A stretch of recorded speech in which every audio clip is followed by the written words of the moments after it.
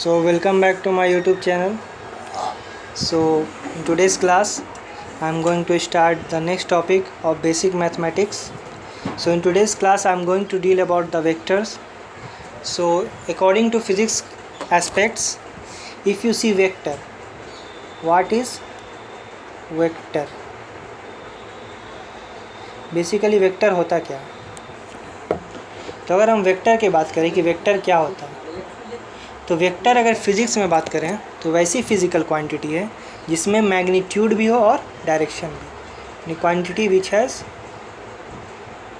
Magnitude as well as direction.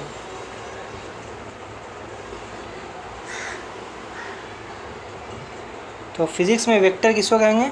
Which has magnitude as well as direction. ठीक है. So what is magnitude and what is direction? अगर दोनों की बात की जाए कि मैग्नीट्यूड क्या होता है और डायरेक्शन क्या होता है, तो magnitude is basically the number plus the unit which is specified that quantity. यानी फिज़िक्स में मैग्नीट्यूड क्या होता है? एक नंबर और एक यूनिट, दोनों का एक कॉम्बिनेशन. अगर हम बात करें फॉर एग्जांपल, अगर हम बात करते हैं, suppose that you go to buy sugar of 2 kg. Suppose that you buy sugar of 2 kg. 2 kg sugar. ठीक है. तो 2 kg अगर शुगर की बात की जाए तो इसमें दो चीज़ें. The first one is 2. ठीक है. 2 क्या है? नंबर. 2 क्या है? एक नंबर. और second one is kg. So kg क्या है? This is a unit.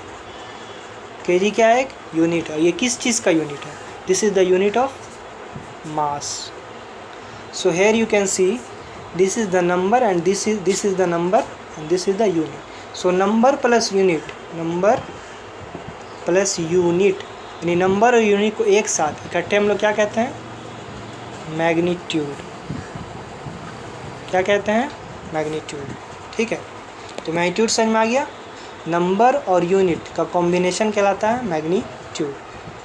आगे देखते हैं हम लोग. मैग्नीट्यूड समझ में आ गया. अब डायरेक्शन की बात करते हैं. What is direction? ठीक है. What is direction? सो हम लोग जानते हैं डायरेक्शन को हिंदी में क्या कहते हैं? दिशा, है ना. किसी भी चीज़ को हम लोग जानने के लिए वो किस ओर है, किस जगह है ना, किसी भी डायरेक्शन को हम लोग यूज़ करते हैं. यानी डायरेक्शन बेसिकली अगर हम लोग देखा जाए तो there are 4 main direction. Direction में बात करें तो 4 मेन डायरेक्शन है ना. कौन कौन होते हैं भाई?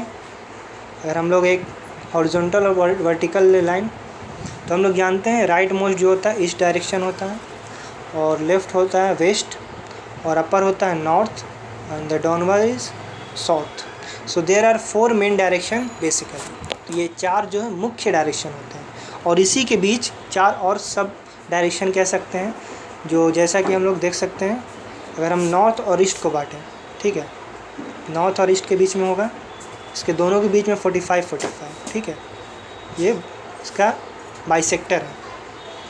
तो दोनों के बीच में होता है नॉर्थ और ईस्ट, इसे कहते हैं नॉर्थ ईस्ट डायरेक्शन. और एक इधर देखेंगे तो दोनों के बीच में होगा नॉर्थ और वेस्ट के बीच में है, तो इसे हम लोग कहेंगे north west. This is north west direction. और अगर साउथ ईस्ट के बीच की बात की जाए, so this is south east direction. When we talk about the south and west, then the middle of this south west direction.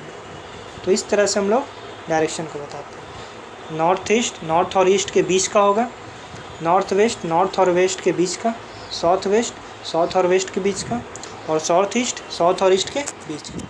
ये 4 direction और उसके सब डायरेक्शन होते हैं. ठीक है. यहाँ तक क्लियर है. अब एक डायरेक्शन में क्वेश्चन आता है, देखेंगे, जो कि काफ़ी फेमस क्वेश्चन है. सो क्वेश्चन क्या आता है?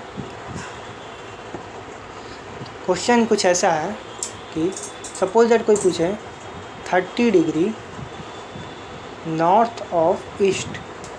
इसको हम ड्रा करेंगे. कैसे ड्रा करेंगे 30 डिग्री नॉर्थ ऑफ ईस्ट को? तो कहने का मतलब बहुत से लोग सोचेंगे अच्छा 30 डिग्री ड्रा करना किधर? नॉर्थ से ईस्ट की तरफ. नहीं, इसका अपोजिट समझना. 30 डिग्री नॉर्थ ऑफ ईस्ट का मतलब क्या है? It means we have to move from east to north way how much 30 degree. 30 degree north of east का मतलब क्या होता है, ईस्ट से नॉर्थ की तरफ 30 डिग्री। इसका मतलब क्या है, ईस्ट से नॉर्थ की तरफ, ठीक है।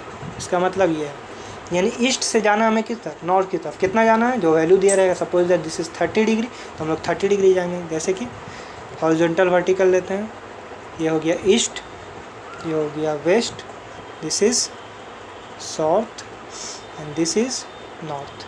हमें कहाँ जाना है, ईस्ट से नॉर्थ की तरफ। तो ईस्ट से नॉर्थ के मान लेते हैं this is, suppose that this is 45 degree. अब हमें कुछ अलग जाना है, थोड़ा सा 45 से कम लेंगे, तो सपोज दैट हम, तो ये हो जाएगा कुछ 30 डिग्री, ठीक है। और ये वाला जो बड़ा है ये है 45, ठीक है। 45 को हम बांट देते हैं क्योंकि ये बाइसेक्टर होता है, 45 से थोड़ा कम होगा 30, जो अभी दिखा रहे हैं। तो this is 30 degree north of east, मतलब ईस्ट से नॉर्थ की तरफ कितना, 30 डिग्री, ठीक है। इस तरह क्वेश्चन काफ़ी पूछता है। 30 डिग्री साउथ ऑफ वेस्ट, तो साउथ ऑफ वेस्ट मतलब क्या होगा, अगर साउथ ऑफ वेस्ट बोलेगा तो किधर मूव करना, वेस्ट से साउथ की तरफ, यानी वेस्ट से साउथ की तरफ मतलब ऐसे मूव करना, वेस्ट से साउथ की तरफ, ठीक है। तो इस तरह क्वेश्चन काफ़ी फेमस पूछा जाता है। तो अभी तक हमने क्या कवर किया, व्हाट इज़ वेक्टर, तो physical quantity which has magnitude as well as direction, ठीक है, उसे कहते हैं वेक्टर। तो ये हो गया वेक्टर क्या होता है। और उसके बाद बात किया व्हाट इज़ मैग्नीट्यूड क्या होता है ना, डायरेक्शन क्या होता है। सो इन सब चीज़ों के बारे में हम लोगों ने देखा, ठीक है। अब हम लोग जानते हैं कि क्या ओनली मैग्नीट्यूड प्लस डायरेक्शन, इससे हम किसी चीज़ को कह सकते हैं कि वेक्टर होगा, या इसके अलावा कुछ और चीज़ें भी चाहिए। Can we say that the magnitude and the direction is the only criteria to decide whether the quantity is scalar और vector. So as we know scalar quantity has only magnitude, scalar has only magnitude. तो example जैसे कि distance is a scalar quantity, and the other example is speed is also a scalar quantity. Energy, so energy is also a scalar quantity. So scalar means which has only magnitude, जिसमें सिर्फ magnitude होगा, और magnitude plus direction आ जाए तो उसको क्या कहेंगे, vector. लेकिन क्या सिर्फ इन दोनों से मिल के क्या कह सकते हैं कि सब वेक्टर हैं, बिल्कुल नहीं, इसके लिए कुछ और क्राइटेरिया भी चाहिए। तो अभी इसको नोट करेंगे, क्या क्राइटेरिया है, for a quantity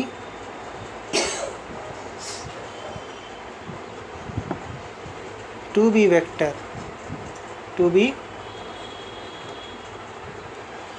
यानी किसी भी क्वांटिटी को वेक्टर होने के लिए मैग्नीट्यूड और डायरेक्शन के साथ साथ क्या चाहिए, तो क्या चाहिए, इट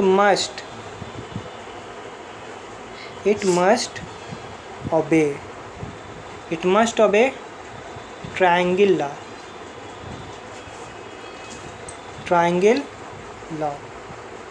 यानी जो वेक्टर का जो लॉ होता है, यानी हम लोग जानते हैं स्केलर को हम लोग कैसे सॉल्व करते हैं।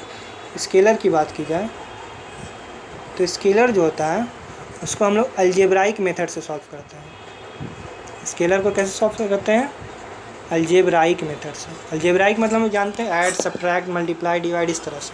लेकिन वेक्टर के लिए एक स्पेशल लॉ होता है which is triangle law of vector addition.